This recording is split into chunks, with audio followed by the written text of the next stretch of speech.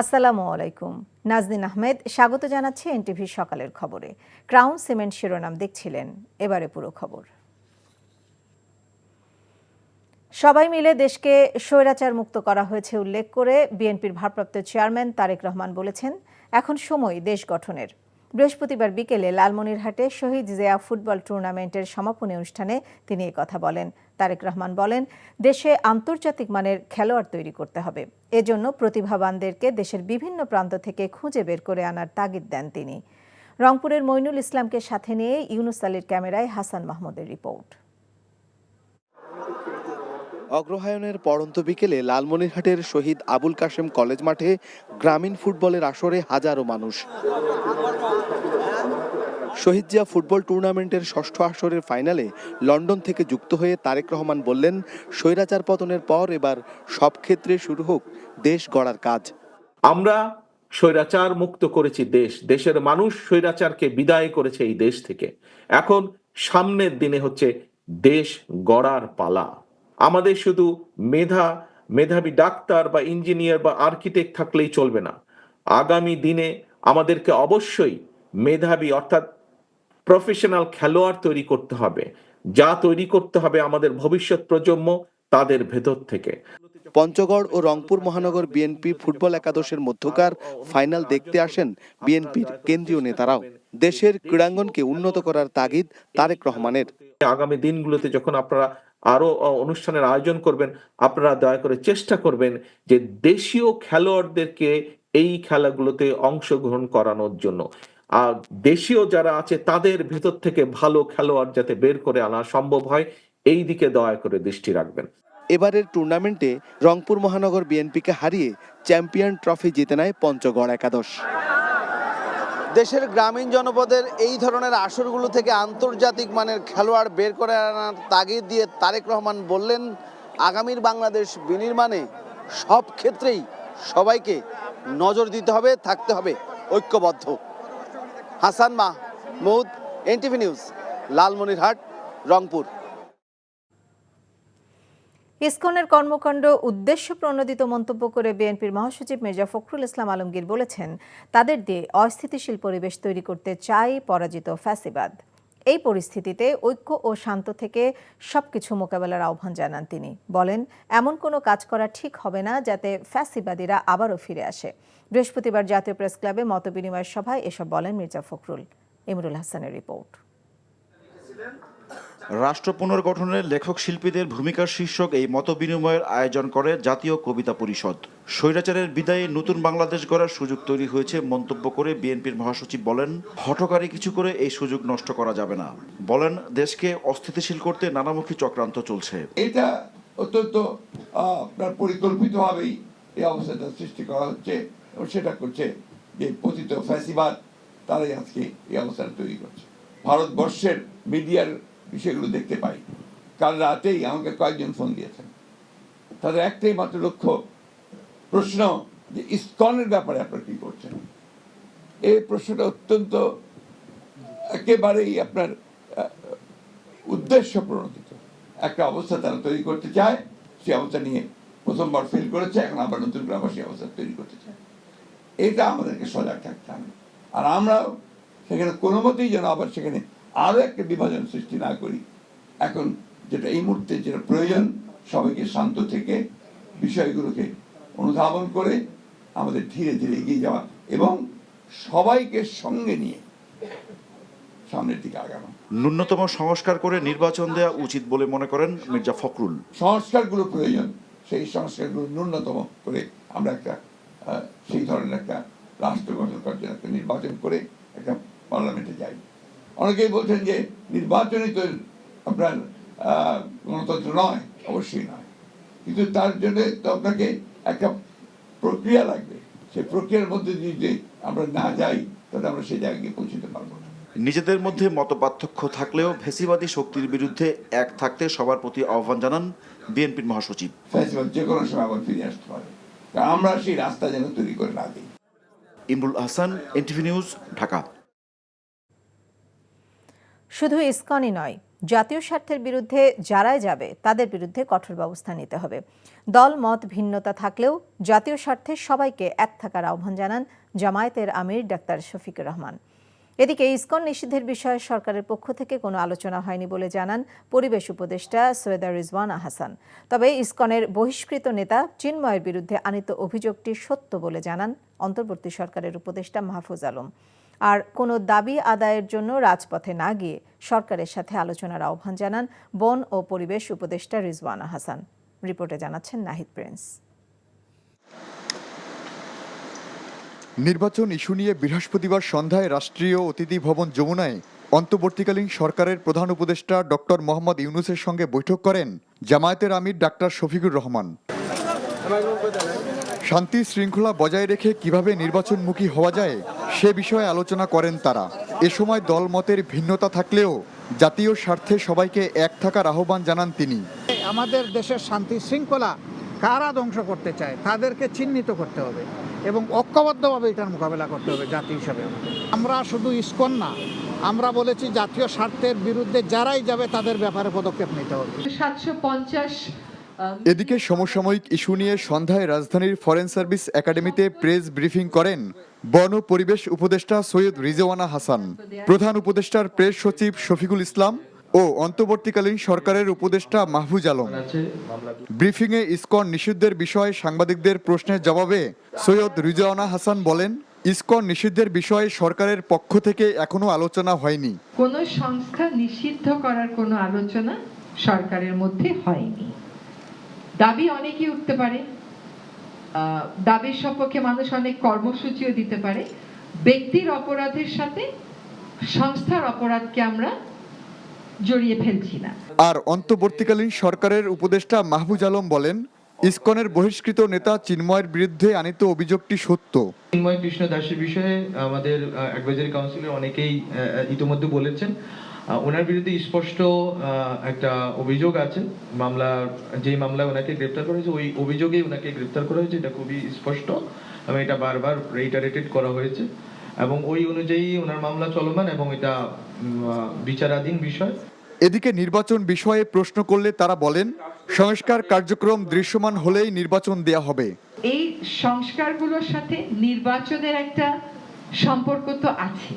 এই সংস্কারের প্রস্তাবগুলো আসবে, এগুলোর উপর জনগণ কথা বলবে, চূড়ান্ত একটা সংস্কার প্রস্তাবনা হবে, সেই মোতাবেক যে পদক্ষেপগুলো নেওয়ার সেগুলো আমরা নিব। যেটা বাংলাদেশের জনগণ যে জন্য জীবন দিয়েছেন, এই সংস্কারের একটা দৃশ্যমান প্রক্রিয়া হওয়ার পরেই নির্বাচন হবে। তবে কোনো দাবি আদায়ের জন্য রাজপথ বেছে না নিয়ে সরকারের সাথে আলোচনা করার আহ্বান জানান তারা। Nahid Prince, NTV news, Dhaka. ইসকনের বহিষ্কৃত নেতা চিন্ময় কৃষ্ণ দাস সহ 17 জনের ব্যাংক হিসাব জব্দ করেছে বাংলাদেশ ব্যাংকের আর্থিক গোয়েন্দা শাখা বাংলাদেশ ফাইন্যান্সিয়াল ইন্টেলিজেন্স ইউনিট। বৃহস্পতিবার বিএফআইইউ দেশের ব্যাংক ও আর্থিক প্রতিষ্ঠানের কাছে এ সংক্রান্ত নির্দেশনা পাঠিয়ে অ্যাকাউন্ট জব্দ করতে বলেছে।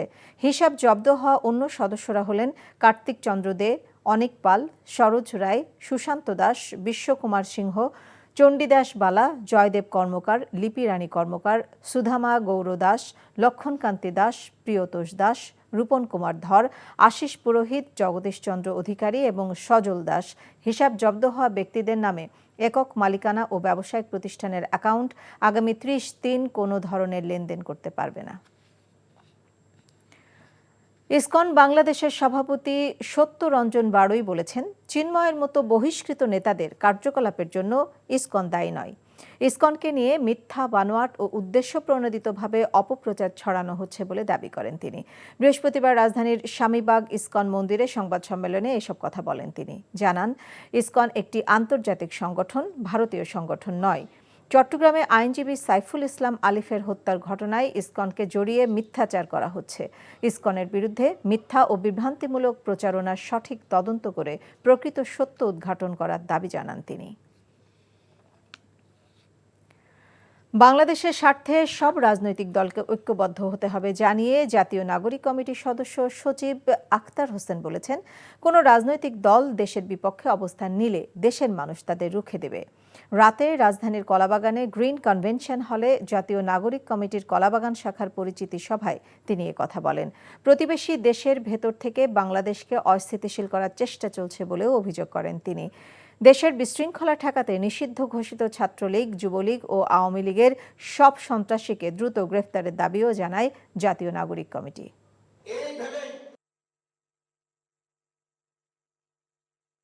বাংলাদেশের স্বার্থের প্রশ্নে বিএনপি, জামাত, বামপন্থী সংগঠন থেকে শুরু করে নিয়ে সকল রাজনৈতিক দল সকলকে একখানে আসতে হবে।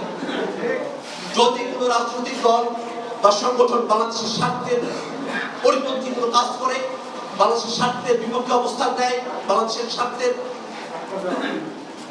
বিপক্ষে যদি তাদের অবস্থান থাকে, তাহলে বাংলাদেশের মানুষ ওই পতিত নিসবাতীদের মতো করে তাদেরকে ঘৃণা প্রত্যাখ্যান করবে। ঢাকার যানজট থেকে নগরবাসীকে স্বস্তি দিতে স্থায়ীভাবে ট্রাফিক পুলিশের সহযোগী হিসেবে যুক্ত হয়েছেন বিভিন্ন শিক্ষা প্রতিষ্ঠানের 291 জন শিক্ষার্থী। 2 শিফটে 4 ঘন্টা করে 500 টাকার সম্মানিতে দায়িত্ব পালন করছেন তারা। আইন মেনে চলার অনুরোধ অনেকে ভালোভাবে নিলেও কারো কারো কাছ থেকে পাচ্ছেন তিক্ত অভিজ্ঞতাও। রিকশাগুলোকে শৃঙ্খলায় আনাই মূল চ্যালেঞ্জ বলে জানিয়েছেন শিক্ষার্থীরা। আরও পেশাদার 600 জনকে ট্রাফিক ব্যবস্থাপনায় যুক্ত করার কাজ চলমান বলে জানিয়েছে পুলিশের ট্রাফিক বিভাগ। আপেল শাহরিয়ারের রিপোর্ট। লাবণী আক্তার বন্যা মিলেনিয়াম ইউনিভার্সিটির আইন বিভাগের শিক্ষার্থী।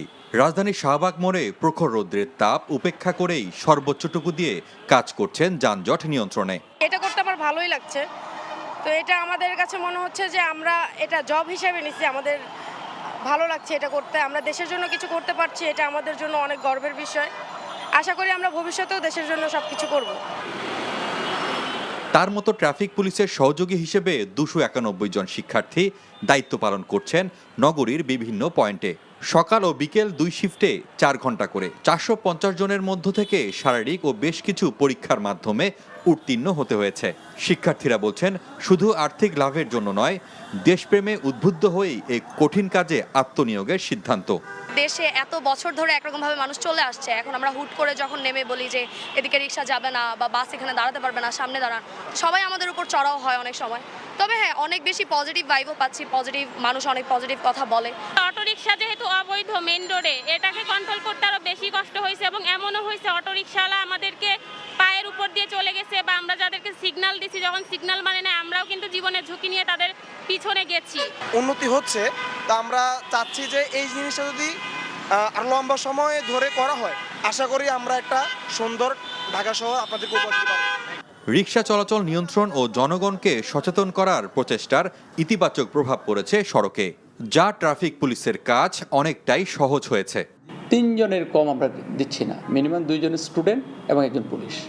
এটা হলো মিনিমাম। এটা আবার কোথাও 10 জনও আছে, কোথাও 5 জনও আছে, 6 জনও আছে। যে পয়েন্টের আমাদের প্রয়োজন যতটুকু, সেখানে ততজনকে আমরা রাখছি। আমাদের টার্গেট হলো 600 শিক্ষার্থীকে এই কাজে সম্পৃক্ত করা। তো 8টা ডিভিশনে 600 যদি আমরা নিই, 75 জন করে হবে। তো আমাদের এক পালায় টার্গেট আছে, এক পালায় 40 জন, এক পালায় 45 জন পুলিশের কাজে সম্পৃক্ত হবে। ওনারা কিন্তু এনফোর্সমেন্টটা পুলিশের কাজ, এটা পুলিশ করবে। সড়ক পথে চলতে জনগণকে আইন মেনে চলার অনুরোধ ট্রাফিক বিভাগের। Apple Shahriar, NTV news, Dhaka.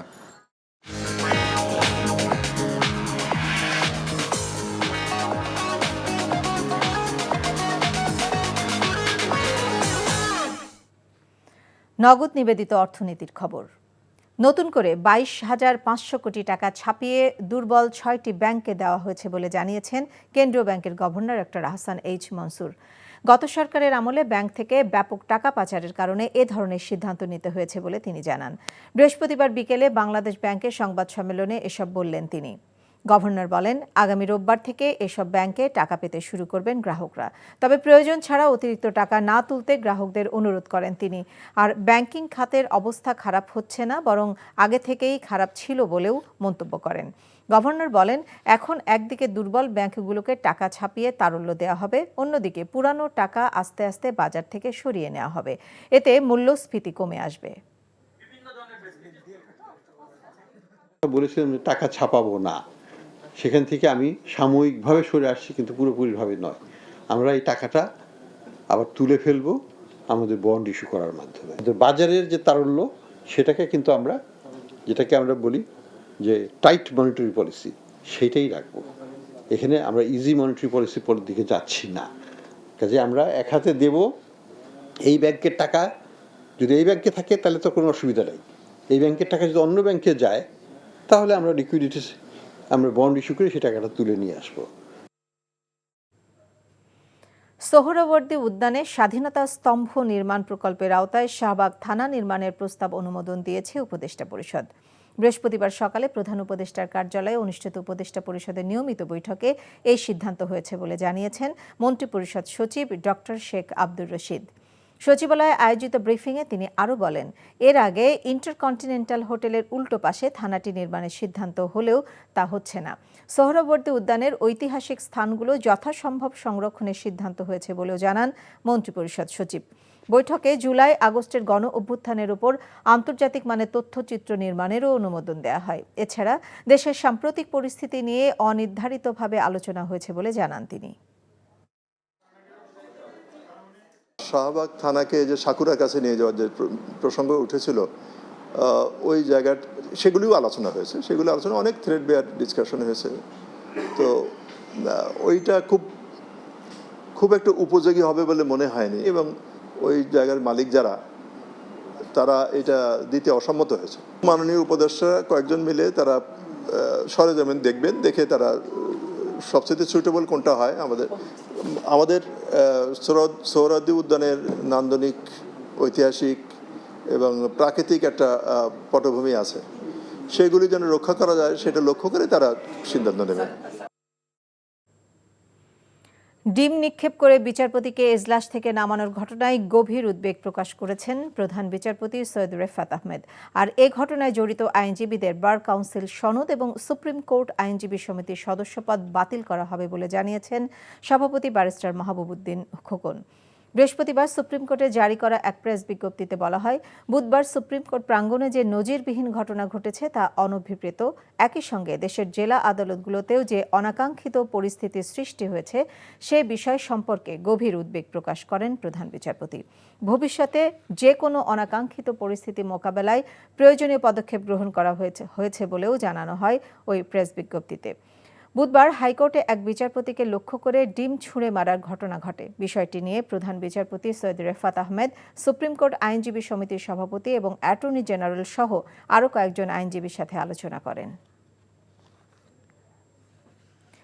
শেরপুরে বৈষম্য বিরোধী আন্দোলনে নির্বাহী ম্যাজিস্ট্রেটের গাড়ি চাপায় কলেজ ছাত্র শার্দুল আশিস সৌরভের মৃত্যুর ঘটনায় সাবেক প্রধানমন্ত্রী শেখ হাসিনা সহ ৫৯ জনকে আসামি করে আরও একটি হত্যা মামলা করা হয়েছে। এতে আসামি রয়েছেন সাবেক সেতুমন্ত্রী ওবায়দুল কাদের, স্বরাষ্ট্রমন্ত্রী আসাদুজ্জামান খান কামাল সহ কয়েকজন পুলিশ কর্মকর্তাও। বৃহস্পতিবার দুপুরে সিআর আমলি আদালতে মামলাটি করেন নারী ও শিশু নির্যাতন দমন ট্রাইব্যুনালের রাষ্ট্রপক্ষের আইনজীবী আশরাফুন নাহার। পরে জ্যেষ্ঠ বিচারিক হাকিম জবানবন্দি নিয়ে মামলা গ্রহণ করে পূর্ববর্তী মামলার প্রতিবেদনে প্রাপ্তি সাপেক্ষে আদেশের জন্য রাখেন।